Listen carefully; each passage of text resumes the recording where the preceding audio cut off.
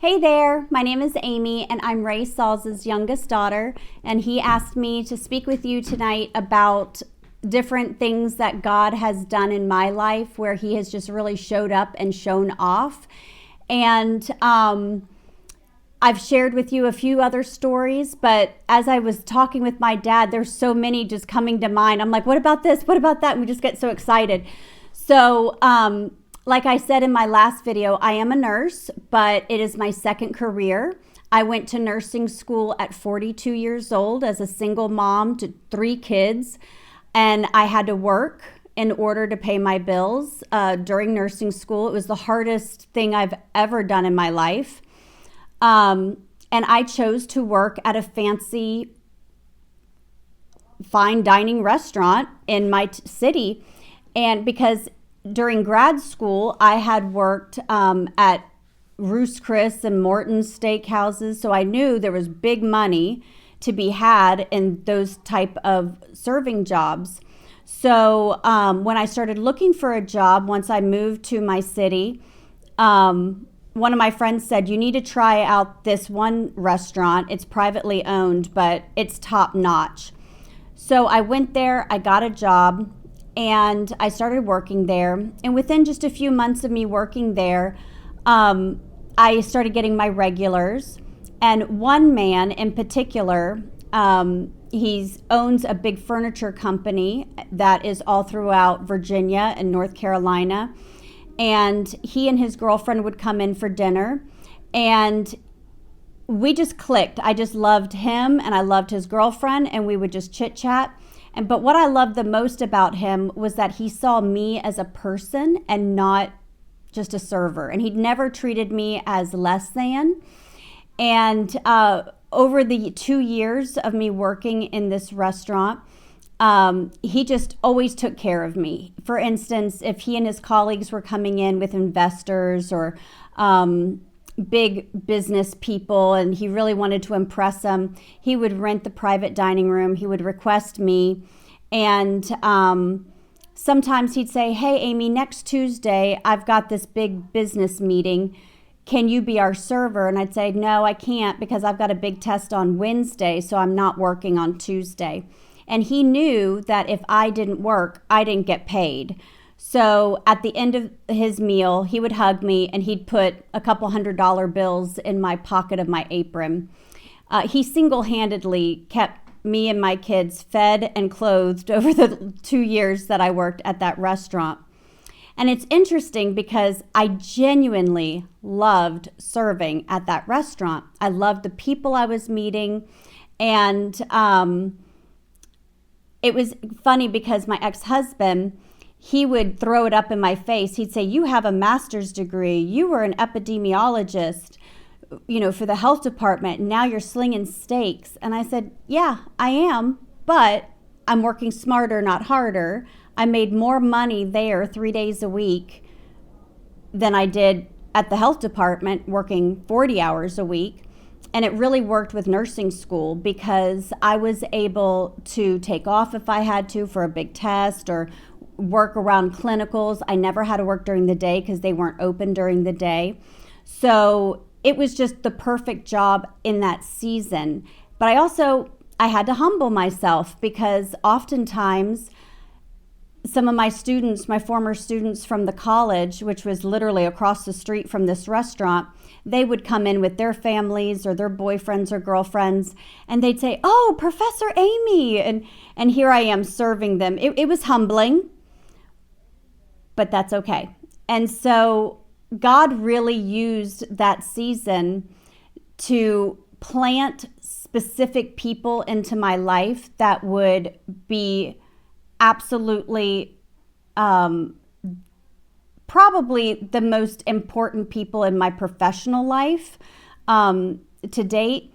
So this gentleman who owned the furniture store, he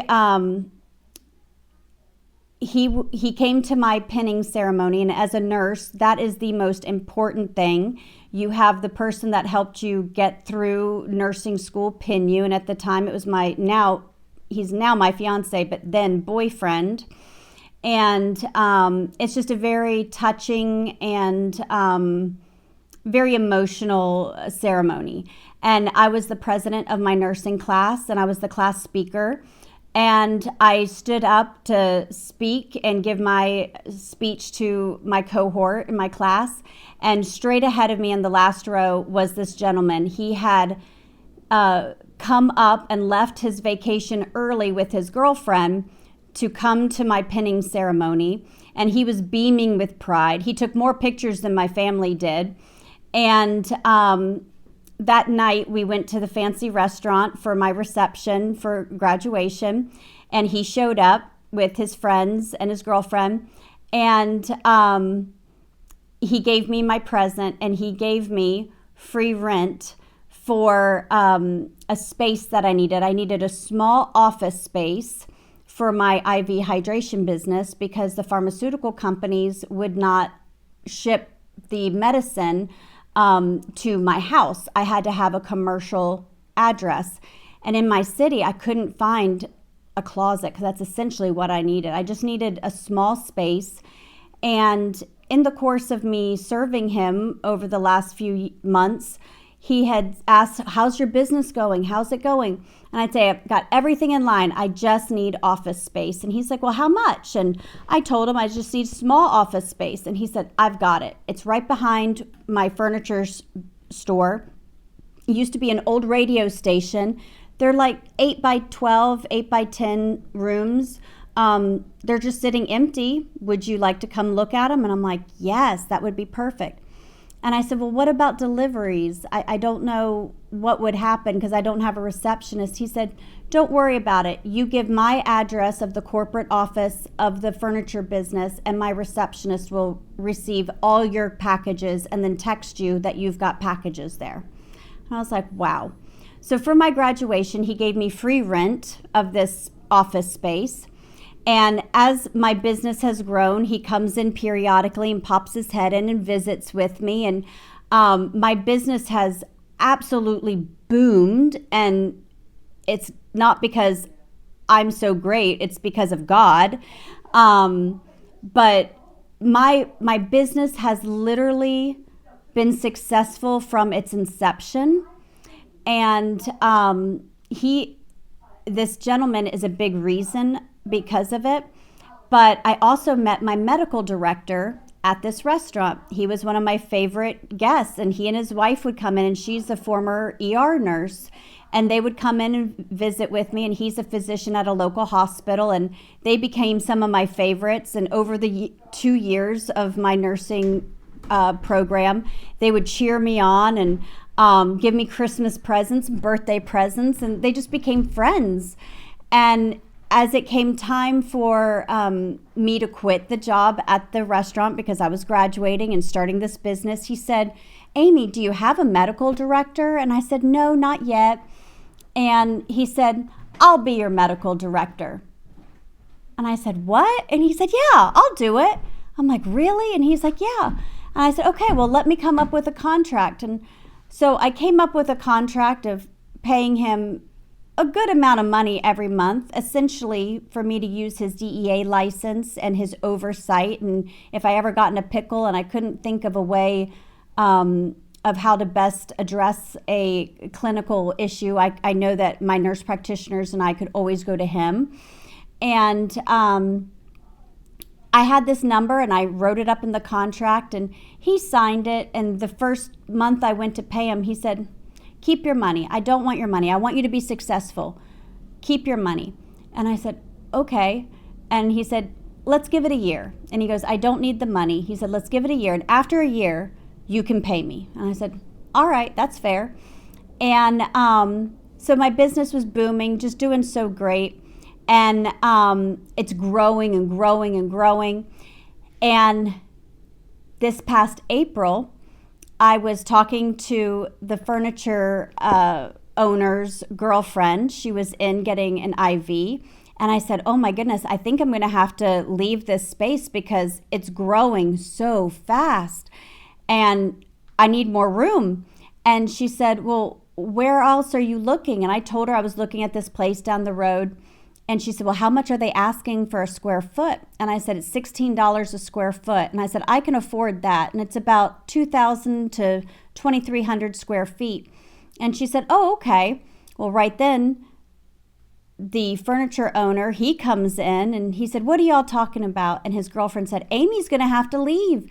She's got to get a bigger office space. And he said, hey, come down and look at this big office space downstairs next to the furniture building. He said, I own it. He goes, come down and look at it. And I said, how much square footage is that? Because in my mind's eye, I know I've been into that store before they closed.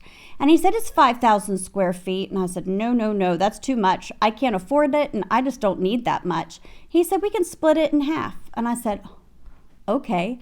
So we went down and looked, but I know what this area that this new space is on. It's on a very busy road, and it's the main thoroughfare of my city, and it's right across the street from a mall and a lot of shopping, a lot of restaurants. It's very busy, and I would have main road frontage. And so I'm thinking, cha-ching, cha-ching, cha-ching. And I thought, golly, that's going to probably run me $25 to $30 a square foot. And that's more than double, almost double of what I could pay down the road off the beaten path a little bit. So I knew that this space was going to be more than what I could afford. And I told him, I said, I can't afford this. And he said, well, let's work on it. And he said, just come down and look at it. And I went down, and it was perfect. It was wide open, but I'd have to have reconstruction. I'd have to have it built out. And so he had a contractor there, and the contractor said, yeah, it's going to cost about $100 to $150 to build it out. And I thought, oh my gosh, that's a lot of money. And I said, oh my goodness. And I kind of got sick. I kind of vomited in my mouth, to be honest, because I knew I couldn't afford it. And he said, Amy, what's wrong? And I said, look, I know to you this isn't a lot of money. I said, but I rent a house. Like, the money that I had saved up for a down payment on a house went into my business. And I said, that's a lot of money. And he said, yeah, it is. He's like, but this is business. And I said, it's still a lot of money. So I left. I thought, no way. I cannot afford this place. It was probably going to cost me about $6,000 a month in rent alone, let alone building it out. I'd owe probably another $1,200 to $2,000 on top of that, and every month. And I just thought, no way. I can't do it. So a few weeks pass, and I'm driving down the road with my daughter, and he calls me. And he said, hey, I've been thinking about it. I saw your face with the contractor, and he said, you look sick. And I said, yeah, I was. I said, I just can't afford it. And he said, I've decided I'm going to give it to you for $16 a square foot. And my furniture company is going to finance the build out for you at 4% interest. And he said, you'd let me know what you're comfortable with in paying for the build out, and we'll negotiate terms. And he said, I'll probably end up just picking it up. And I said, what? I said, you're going to lose thousands of dollars a month giving me this deal. And he said, I don't need the money. So I tell you that because God used me working as a server, and I made great money. I actually made more money there 3 days a week as I do make more money there than I do now working bedside nursing at the hospital. But God used that time where I humbled myself to serve, and he brought in the most influential people for my business and has blessed me beyond comprehension. And by the way, when my 1-year contract came up with my medical director, I said, hey, it's time for me to pay you. And he said, no, you won't. You just keep on doing what you're doing. I'm loving watching you succeed. So these two men, God, they probably don't even realize it, how God used them just to bless me. But it's just so exciting that when we humble ourselves and we put pride in our pocket, because that's one thing God hates more than anything is pride. Because I could have gone in there and said, oh, I can't serve tables. I have a master's degree in public health and I was an epidemiologist. But I knew I could make great money and I genuinely loved it and God used it. So I'm telling you that just so if you ever are put in a position where you think, oof, that's going to be hard to do, God will bless you humbling yourself and putting your pride in your pocket. He will bless it.